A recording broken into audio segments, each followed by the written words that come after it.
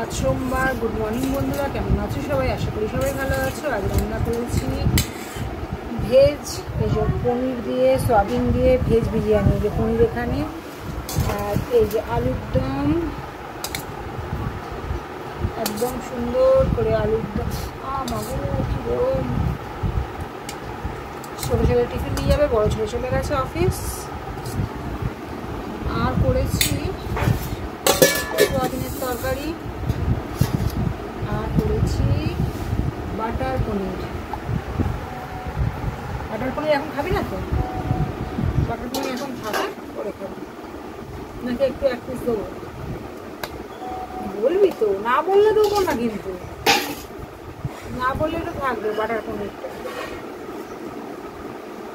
দিয়েই দিই এক পিস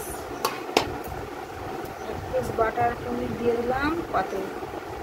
খেয়ে দেখে বলবে কেমন হয়েছে, ঠিক আছে? আর সয়াবিনটা পরে আমাদের দেখাচ্ছি বন্ধুরা। সয়াবিন হয়ে গেছে, সয়াবিনটাও নামাবো।